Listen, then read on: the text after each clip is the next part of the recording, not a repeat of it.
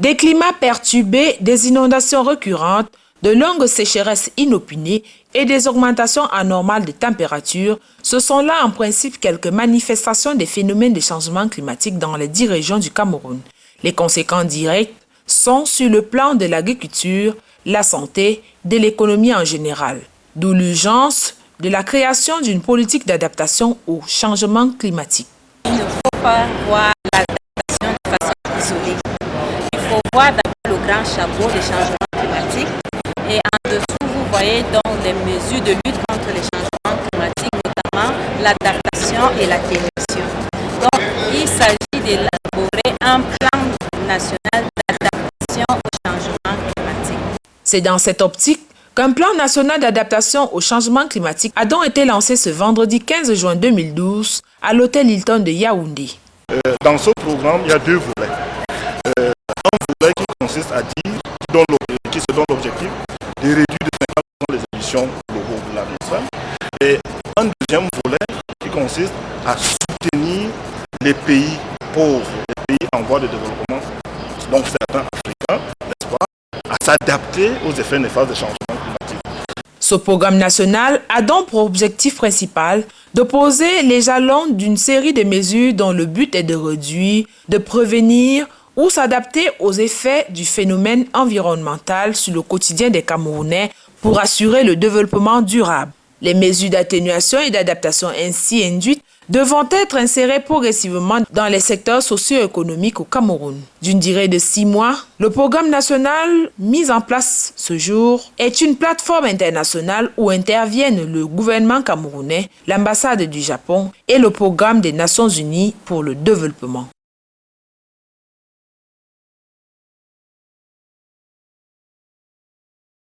« 20 ans après le sommet de Rio de 1992, la conférence des Nations Unies sur le développement durable, mieux connue sous le nom de Rio + 20, aura lieu dès demain 20 juin 2012 à Rio de Janeiro au Brésil. En vue de cet événement, 3 comités préparatoires se sont tenus, dont le dernier a eu lieu du 13 au 15 juin 2012 à Rio de Janeiro, toujours au Brésil.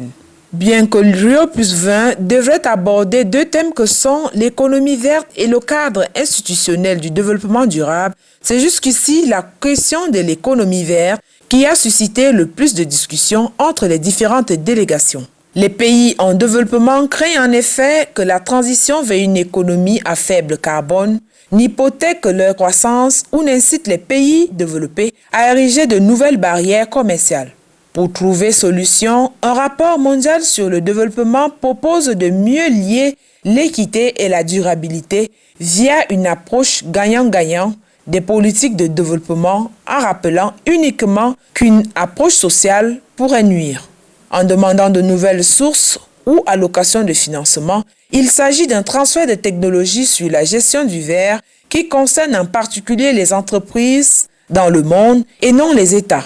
Le Cameroun sera présent à ces assises à travers une délégation constituée des membres du ministère de la Faune et de la Forêt et du ministère de l'Environnement, de la Protection de la Nature et du Développement durable.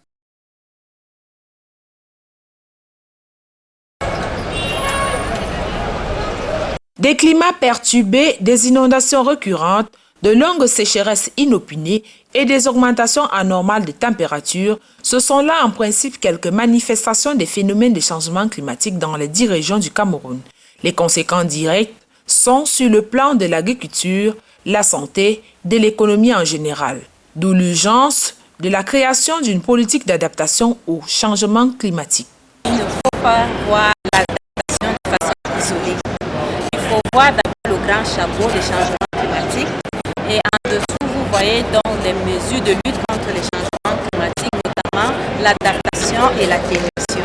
Donc, il s'agit d'élaborer un plan national d'adaptation au changement climatique.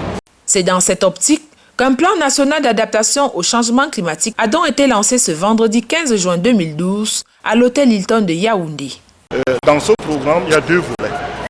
Un volet qui consiste à dire, qui se donne l'objectif de réduire de 50% les émissions globales de l'atmosphère. Et un deuxième volet qui consiste à soutenir les pays pauvres, les pays en voie de développement, donc certains Africains, n'est-ce pas, à s'adapter aux effets néfastes des changements climatiques. Ce programme national a donc pour objectif principal de poser les jalons d'une série de mesures dont le but est de réduire, de prévenir ou s'adapter aux effets du phénomène environnemental sur le quotidien des Camerounais pour assurer le développement durable. Les mesures d'atténuation et d'adaptation ainsi induites devront être insérées progressivement dans les secteurs socio-économiques au Cameroun. D'une durée de 6 mois, le programme national mis en place ce jour est une plateforme internationale où interviennent le gouvernement camerounais, l'ambassade du Japon et le programme des Nations Unies pour le développement.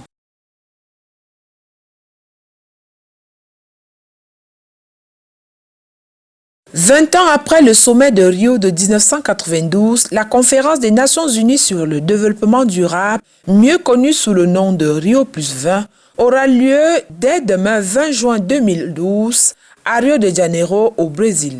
En vue de cet événement, 3 comités préparatoires se sont tenus, dont le dernier a eu lieu du 13 au 15 juin 2012 à Rio de Janeiro, toujours au Brésil. Bien que Rio + 20 devrait aborder 2 thèmes que sont l'économie verte et le cadre institutionnel du développement durable, c'est jusqu'ici la question de l'économie verte qui a suscité le plus de discussions entre les différentes délégations. Les pays en développement craignent en effet que la transition vers une économie à faible carbone n'hypothèque leur croissance ou n'incite les pays développés à ériger de nouvelles barrières commerciales. Pour trouver solution, un rapport mondial sur le développement propose de mieux lier l'équité et la durabilité via une approche gagnant-gagnant des politiques de développement en rappelant uniquement qu'une approche sociale pourrait nuire. En demandant de nouvelles sources ou allocations de financement, il s'agit d'un transfert de technologie sur la gestion du verre qui concerne en particulier les entreprises dans le monde et non les États.